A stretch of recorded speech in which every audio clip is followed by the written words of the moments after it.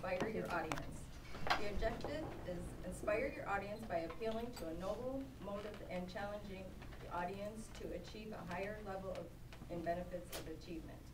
Appealing to the audience needs emotion, using stories, anecdotes, quotes, and adding drama. Avoid using notes because he's going to be using charts. Cliff considers himself an elderly leader of the tribe. He belongs to several tribes, his family, Toastmasters, and his community. Cliff believes elder of the tribe should be not retired, and nothing they should teach young members to do nothing. They should teach young members the knowledge they learned the hard way. He joins Toastmasters to improve his communication skills to teach young members. Now Cliff is expanding his last speech, how to keep more of your money. Thank you. Thank you, Cliff. Thank you.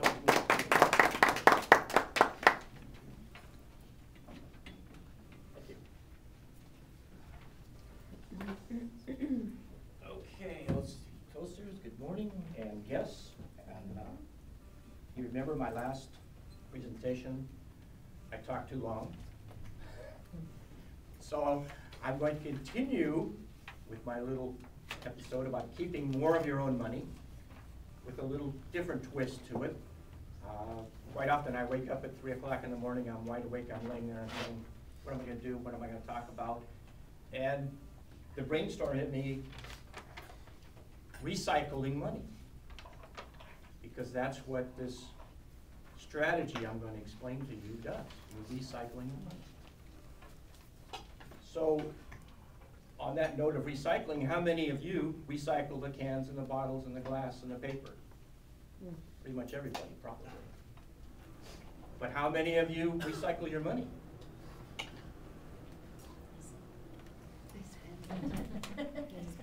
Not many, right? Because nobody taught us how to do that. When we first interview a future client, we have a little recitation we do to see if they are savers to save money, or are they just savers to save and spend. So we have 3 buckets that you can save your money in. Bucket number 1 is very sealed, secure, and all you can do is just drop the money in there. Even our locksmith can't even get in there and get that money out of there. Number 2 is Scott Shire's area, IRAs, 401ks, and other investments that probably will earn you 8 to 10% per day. I don't know, it changes every day, so who knows. Then we have the banker, Dan, and he's probably going to give you 1 to 3% if you give him your money, put in a savings account. If you're lucky. Now, the question of the day is, for 10 years, if you think about your history and how you handle money, if you put $100 every month into each one of those buckets, at the end of 10 years, which bucket is going to have the most money? Hopefully. Okay, you hope. I'm going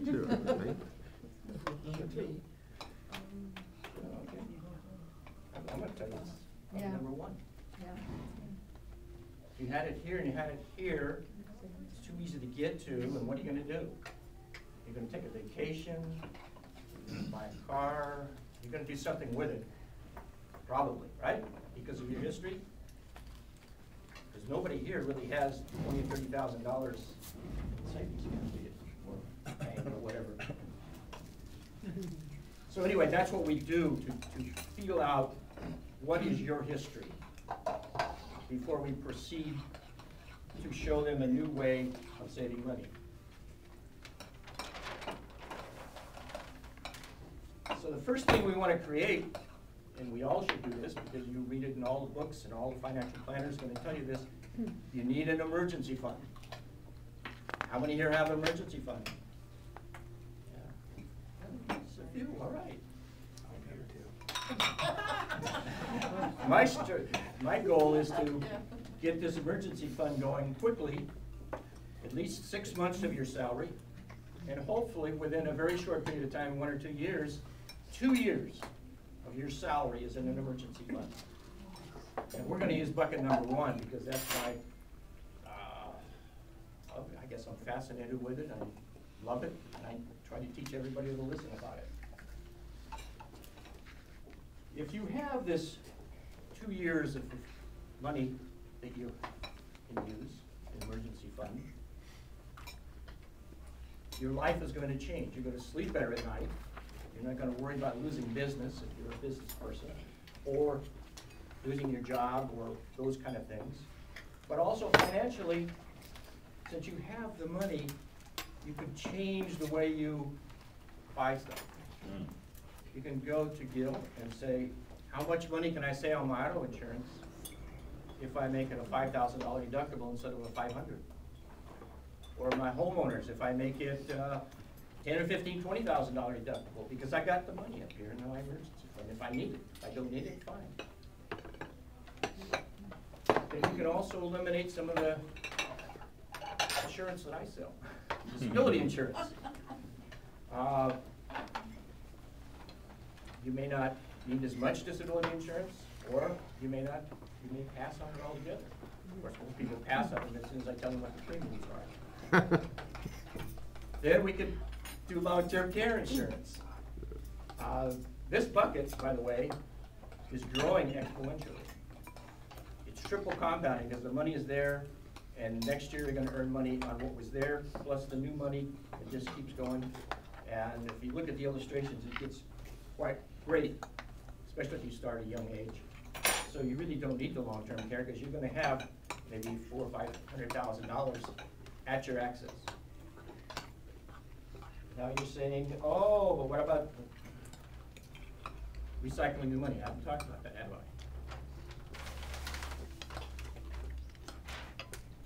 So what we teach is that once you get this insurance policy, there is an insurance policy, 2 ways wide, but it's not an ordinary insurance policy. It is a policy from a mutual insurance company. And what does that mean? That means there's no stockholders. The dividends, the earnings of that company are paid to the policyholders. So now you have a policy that's earning money for you. We've gone back, especially today with the economy like it is, most people didn't even want to talk about whole life insurance. But now people are looking at it, and they're investigating it and comparing it with the mutual funds and with stocks and bonds. Somebody took a 45-year history of a common policy and figured what the average return is 5%. And now it's tax-free 5%, so that's like 6 or 7% if you had to pay taxes on it. So we can use this money. This is your emergency fund. It's going to be used, and what we teach is to use it to buy cars. We did a scenario over a 40-year period. The average is going to purchase like 9 cars. So here's where we're going to recycle the money. We're going to borrow the money out of our savings account bucket here, whatever you want to call it. It's really cash value of the life insurance. But when you borrow that money, there's no free lunch, so you're going to have to pay interest on it. Because the insurance company has to make money because you want to get dividends later on, right? So they're going to charge you, but they're going to charge you a wholesale rate. So you're going to pay the same interest rate that they would charge Ron if they loaned his bank the money. And the insurance companies do loan money to lots of banks. That's one of the ways they make money. So you're borrowing at a wholesale rate, and you're going to buy a new car, let's say. So you want this bucket to get as full and as big as possible. We encourage you to put more money back in there. So charge yourself maybe 10% interest. So you're paying yourself back more than that. So now we've recycled that money once, right? We bought 1 car, we paid ourselves back, we got the car, and we got all the money back. 4 years later, we want to buy another car, we want to remodel a house, we want to take a vacation around the world. We recycle it again. You keep recycling the money, you keep putting it back in there. Another interesting thing about these policies, they were such a good place to put money. The wealthy people were putting lots of money in there. They were just stuffing money in there like crazy. And the tax collector said, wait a minute, you're putting too much in there. So they made some laws in about 1985, somewhere in there, limiting how much you can put into a particular policy. They forgot to say you can't buy more than one policy. So you can buy as many of these buckets as you want. One of my associates has 42 policies. He bought policies on all of his kids, all of his grandkids as soon as they were born. And on the one, what he did, when she reached 21, he showed her how to use it. I think she used it to go to school. Then he gave her the policy. So here we are, recycling our money. And just keeps recycling and growing as fast as you want. And I was going to put a little piece together of some books you could read, but I ran out of time because I practiced this about 6 times to get it within limits. So anyway, if you want to know more, I'm here. Thank you.